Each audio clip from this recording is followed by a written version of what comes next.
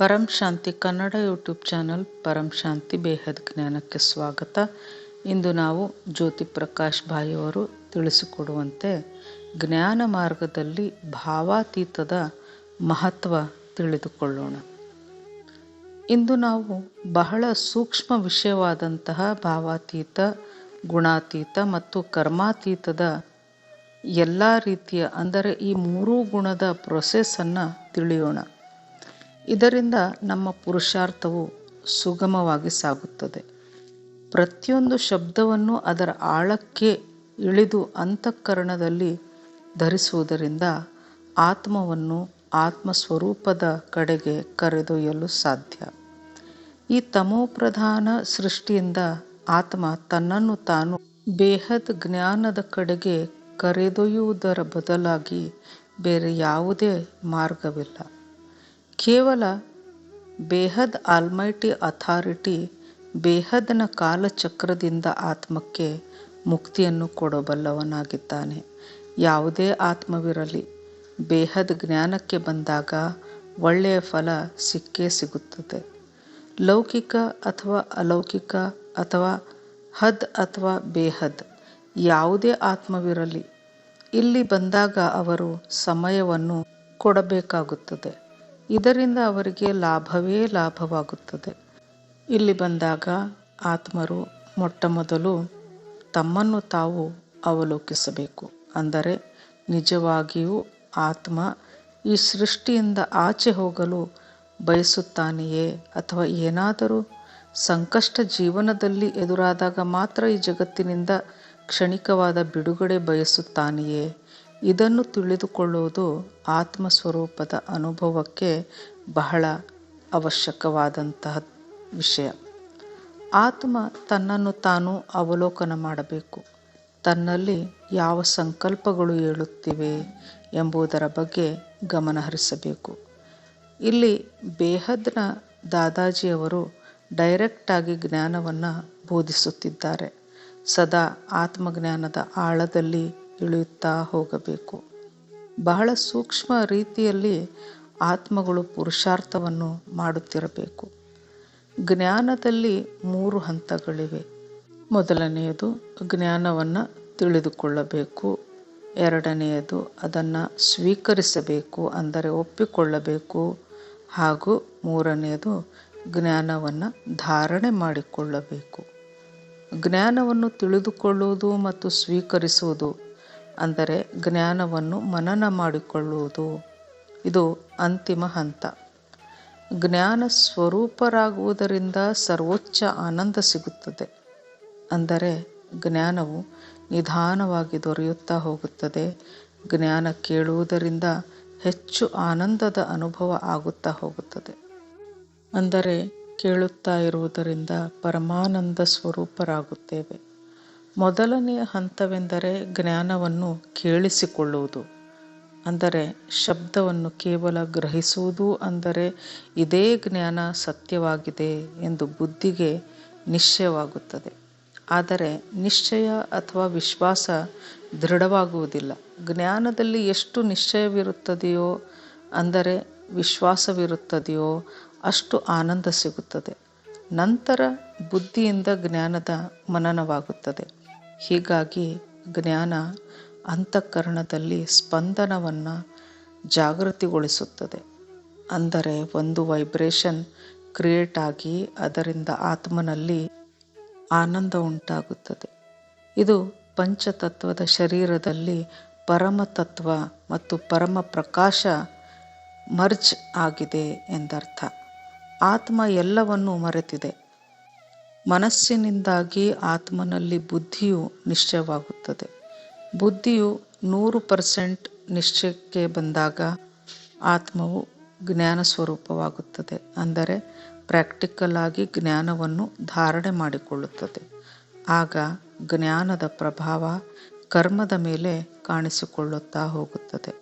ಅಂದರೆ ಉದಾಹರಣೆಗೆ ಸ್ಥೂಲದಲ್ಲಿ ಕೇವಲ ಆಹಾರ ಸೇವನೆ ಮಾಡುವುದರಿಂದ ಶರೀರದ ಮೇಲೆ ಪ್ರಭಾವ ಕಾಣಿಸಿಕೊಳ್ಳುವುದಿಲ್ಲ. ಆಹಾರವನ್ನು ಜೀರ್ಣ ಮಾಡಿಕೊಳ್ಳಬೇಕಾಗುತ್ತದೆ.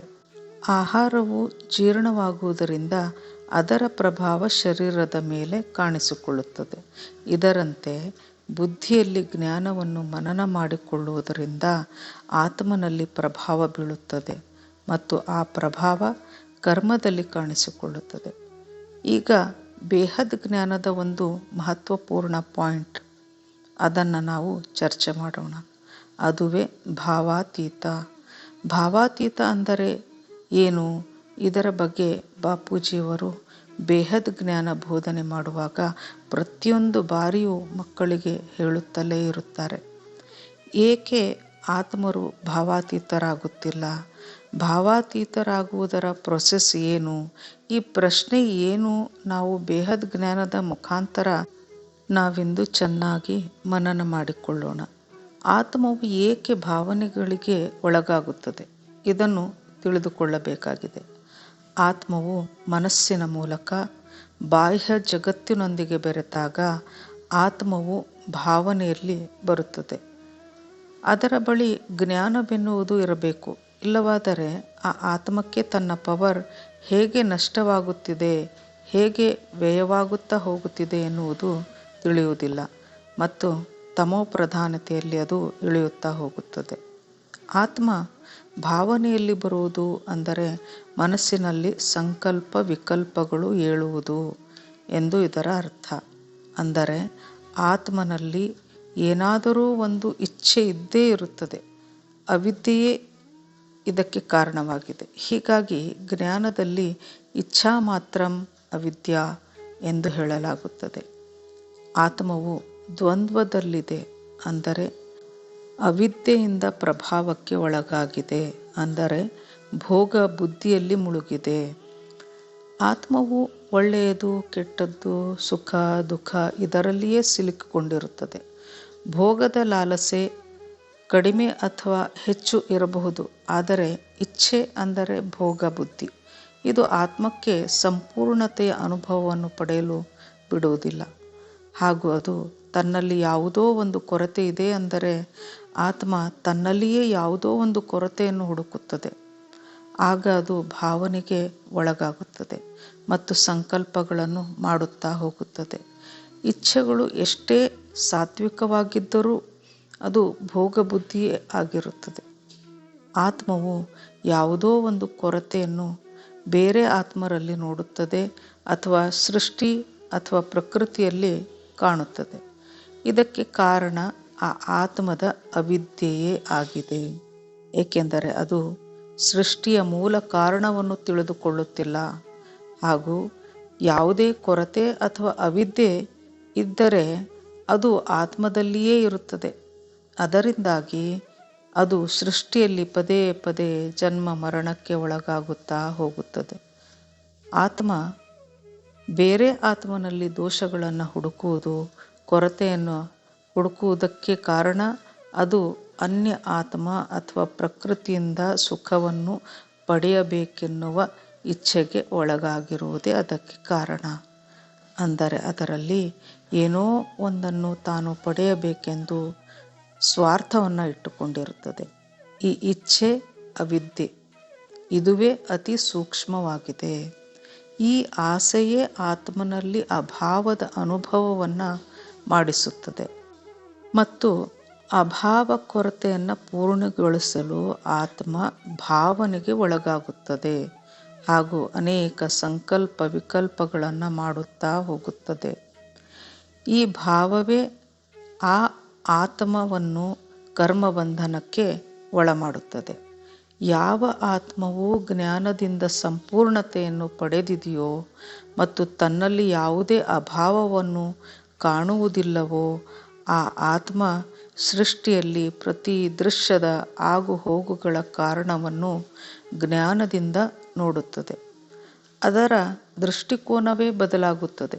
ಪ್ರತಿಯೊಂದು ದೃಶ್ಯದ ಕಾರಣವನ್ನು ಅದು ನೋಡುತ್ತದೆ, ದೃಶ್ಯವನ್ನು ನೋಡುವುದಿಲ್ಲ.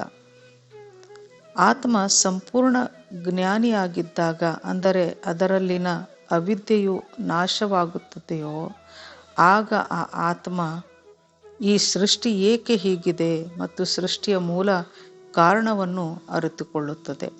ಆಗ ಆತ್ಮ ಸಂಪೂರ್ಣತೆಯ ಅನುಭವವನ್ನು ಪಡೆಯುತ್ತದೆ. ತನ್ನ ಅಂತರಂಗದಲ್ಲಿ ಆತ್ಮ ಸ್ವರೂಪದಲ್ಲಿ ಆನಂದದ ಅನುಭೂತಿಯನ್ನು ಹೊಂದುತ್ತದೆ. ಅದು ತನ್ನ ಒಳಗೆ ಹಾಗೂ ಹೊರಗೆ ಯಾವುದೇ ರೀತಿಯ ಅಭಾವವನ್ನು ಕಾಣುವುದಿಲ್ಲ. ಆಗ ಅದು ಭಾವದಿಂದ ಅತೀತವಾಗುತ್ತದೆ, ಅಂದರೆ ಭಾವಾತೀತವಾಗುತ್ತದೆ. ಆ ಆತ್ಮದಲ್ಲಿ ಸಂಕಲ್ಪ ವಿಕಲ್ಪಗಳು ಏಳುವುದಿಲ್ಲ. ಇದುವೇ ಸಾಕ್ಷಿದೃಷ್ಟ ಸ್ಥಿತಿಯಾಗಿದೆ. ಅಂದರೆ ಆತ್ಮವು ಅನ್ಯ ಆತ್ಮ ಅಥವಾ ಪ್ರಕೃತಿಯಲ್ಲಿ ಯಾವುದೇ ಅಭಾವವನ್ನು ಕಾಣುವುದಿಲ್ಲ. ಇದೆಲ್ಲವೂ ಕೇಳುವಾಗ ಬಹಳ ಸರಳವೆನಿಸುತ್ತದೆ, ಆದರೆ ಇದರ ಅಭ್ಯಾಸವನ್ನು ಬಹಳಷ್ಟು ಸೂಕ್ಷ್ಮವಾಗಿ ಮಾಡಬೇಕಾಗುತ್ತದೆ. ಇದಕ್ಕಾಗಿ ಜ್ಞಾನದ ಅಭ್ಯಾಸವನ್ನು ಮಾಡಬೇಕು. ಜ್ಞಾನ ತಿಳಿಯುತ್ತಿದ್ದಂತೆ ಯೋಗ ಅಥವಾ ಧ್ಯಾನವು ತನ್ನಿಂದ ತಾನೇ ಆಗುತ್ತದೆ. ಕೇವಲ ಅದು ಸೂಕ್ಷ್ಮ ಸ್ವರೂಪವನ್ನು ಧಾರಣೆ ಮಾಡಬೇಕಿದೆ. ಜ್ಞಾನವನ್ನು ಕೇಳುವುದು, ಧಾರಣೆ ಮಾಡಿಕೊಳ್ಳುವುದು ಹಾಗೂ ಅಂತಃಕರಣದಲ್ಲಿ ಅದನ್ನು ಇಳಿಸಿಕೊಳ್ಳುವುದು. ಅಂದರೆ ಆಹಾರ ತಯಾರಾಗಿದೆ, ಕೇವಲ ಊಟ ಮಾಡುವುದೊಂದೇ ಬಾಕಿ. ಅಂದರೆ ಅದನ್ನು ಧಾರಣೆ ಮಾಡಿಕೊಳ್ಳುವುದೊಂದೇ ಬಾಕಿ. ಜ್ಞಾನಕ್ಕೆ ಪುರುಷಾರ್ಥ ಧಾರಣೆ ಅನ್ನುವುದು ತನ್ನಿಂದ ತಾನೇ ಆಗುತ್ತದೆ. ಜ್ಞಾನದ ಅಭ್ಯಾಸ ನಿರಂತರವಾಗಿರುತ್ತದೆ. ಧಾರಣೆ ಅನ್ನೋದು ಒಂದು ಸೆಕೆಂಡಿನಲ್ಲಿ ಆಗುತ್ತದೆ. ಅವಿದ್ಯೆ ಅಥವಾ ಅಜ್ಞಾನದಿಂದಾಗಿ ಆತ್ಮನಲ್ಲಿ ಅಪೂರ್ಣತೆಯ ಅನುಭವವಾಗುತ್ತದೆ. ಆಗ ಆತ್ಮದಲ್ಲಿ ಇಚ್ಛೆಗಳು ಏಳುತ್ತವೆ. ಇಚ್ಛೆಗಳ ಕಾರಣದಿಂದ ಭಾವನೆಗಳು ಏಳುತ್ತಿರುತ್ತವೆ. ಆಗ ಸೃಷ್ಟಿಯು ಅಸ್ತಿತ್ವಕ್ಕೆ ಬರುತ್ತದೆ. ನಂತರ ಆತ್ಮ ಸಂಕಲ್ಪ ವಿಕಲ್ಪ ಮಾಡತೊಡಗುತ್ತದೆ. ಅದನ್ನು ನಾವು ಚಿಂತೆಗಳು ಎನ್ನುತ್ತೇವೆ ಅಥವಾ ವ್ಯರ್ಥ ಸಂಕಲ್ಪಗಳು ಎನ್ನುತ್ತೇವೆ. ಅವಿದ್ಯೆ ಅಂದರೆ ವಿವೇಕ ಬುದ್ಧಿ ಇಲ್ಲದಿರುವುದು, ಭೋಗ ಬುದ್ಧಿಯಲ್ಲಿ ಮುಳುಗಿರುವುದು ಎಂದರ್ಥ. ಆತ್ಮಕ್ಕೆ ತನ್ನ ಸಂಪೂರ್ಣತೆಯ ಅನುಭವ ತನ್ನ ಸೃಷ್ಟಿಕರ್ತನೊಂದಿಗೆ ಇದ್ದಾಗ ಮಾತ್ರ ಅದಕ್ಕೆ ಆನಂದ, ಅದರ ಅನುಭವ ಸಿಗುತ್ತದೆ. ಇದುವೇ ಭಾವಾತೀತ ಸ್ಥಿತಿ. ಹೀಗಾಗಿ ಪ್ರತಿ ಕ್ಷಣವೂ ಪರಮಪಿತ ತಂದೆಯ ನೆನಪಿನಲ್ಲಿ ಇರಬೇಕು. ಈ ತಮೋಪ್ರಧಾನ ಸೃಷ್ಟಿಯಿಂದ ಆತ್ಮನನ್ನು ಬಿಡುಗಡೆ ಮಾಡಬೇಕು. ಈಗ ನಾವು ಗುಣಾತೀತ ಸ್ಥಿತಿಯನ್ನು ತಿಳಿಯೋಣ. ಭಾವಾತೀತ ಸ್ಥಿತಿಯೇ ಆತ್ಮನನ್ನು ಗುಣಾತೀತಕ್ಕೆ ತರುತ್ತದೆ. ಆತ್ಮ ಎಂದಿಗೆ ತನ್ನ ಸೃಷ್ಟಿಕರ್ತನನ್ನು ತಿಳಿದುಕೊಳ್ಳುತ್ತದೆಯೋ, ಅಂದರೆ ಅದರ ಅನುಭವಕ್ಕೆ ಬರುತ್ತದೆಯೋ, ಅದು ತನ್ನ ಮೂಲ ಪ್ರಕೃತಿ ಪರಮಶಾಂತಿಗೆ ಅದು ಸೇರಿಕೊಳ್ಳುತ್ತದೆ. ಪರಮಶಾಂತಿ ಆತ್ಮದ ಮೂಲ ಸಂಸ್ಕಾರ ಹಾಗೂ ಸ್ವಭಾವವಾಗಿದೆ. ಇದುವೇ ಗುಣಾತ್ಮಕ ಸ್ಥಿತಿಯಾಗಿದೆ. ಆತ್ಮವು ತಾನು ಗುಣಗಳಲ್ಲಿ ಇದ್ದಾಗ ಅದು ಕರ್ಮ ಬಂಧನಕ್ಕೆ ಒಳಗಾಗುತ್ತದೆ ಹಾಗೂ ಗುಣಾತೀತ ಸ್ಥಿತಿಯಲ್ಲಿ ಆತ್ಮ ಕೇವಲ ಪರಮಾತ್ಮನ ಸ್ಮರಣೆಯಲ್ಲಿ ಉಳಿದುಕೊಂಡು ಕರ್ಮವನ್ನು ಮಾಡುತ್ತದೆ. ಆತ್ಮನಲ್ಲಿ ಅಹಂಕಾರದಿಂದಾಗಿ ಅಜ್ಞಾನ, ಅವಿವೇಕ ಇರುತ್ತದೆ. ಗುಣಾತೀತವಾದಾಗ ಯಾವುದೇ ಕರ್ಮ ಬಂಧನಗಳಿರುವುದಿಲ್ಲ. ಆ ಸ್ಥಿತಿಯಲ್ಲಿ ಎಲ್ಲವೂ ಶ್ರೇಷ್ಠ ಕರ್ಮಗಳೇ ಆಗುತ್ತವೆ. ಆತ್ಮವು ನಿರಂತರ ಅಭ್ಯಾಸದಿಂದ, ಅಂದರೆ ಜ್ಞಾನ ಹಾಗೂ ಧ್ಯಾನದ ಅಭ್ಯಾಸದಿಂದ ಭಾವಾತೀತ ಹಾಗೂ ಗುಣಾತೀತ ಸ್ಥಿತಿಗೆ ಬರುತ್ತದೆ. ಆಗ ಅದರ ಸಂಚಿತ ಕರ್ಮಗಳೆಲ್ಲವೂ ಅಳಿಸಿ ಹೋಗುತ್ತವೆ. ಅಷ್ಟೇ ಅಲ್ಲ, ಅದರ ಪ್ರಾರಬ್ಧವೂ ಸಹ ಬಹಳ ಸುಲಭವಾಗಿ ತೀರಿ ಹೋಗುತ್ತದೆ. ಆಗ ಅದು ಕರ್ಮಾತೀತವಾಗುತ್ತದೆ.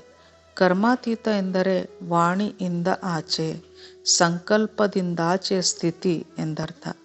ಭಾವಾತೀತ ಆಗುವುದರಿಂದ ಆತ್ಮ ಗುಣಾತೀತವಾಗುತ್ತದೆ, ನಂತರ ಕರ್ಮಾತೀತ ಸ್ಥಿತಿಗೆ ಬರುತ್ತದೆ. ಬಾಪೂಜಿಯವರ ಬೇಹದ್ ಜ್ಞಾನ ಸರ್ವೋಚ್ಚ ಜ್ಞಾನವಾಗಿದ್ದು, ಅದನ್ನು ತಿಳಿದುಕೊಳ್ಳುವುದು, ಸ್ವೀಕರಿಸುವುದು ಹಾಗೂ ಧಾರಣೆ ಮಾಡಿಕೊಳ್ಳುವುದು ಅತ್ಯವಶ್ಯಕವಾಗಿದೆ. ಪರಂ ಶಾಂತಿ, ಬೇಹದ್ ಕಿ ಪರಂ ಶಾಂತಿ.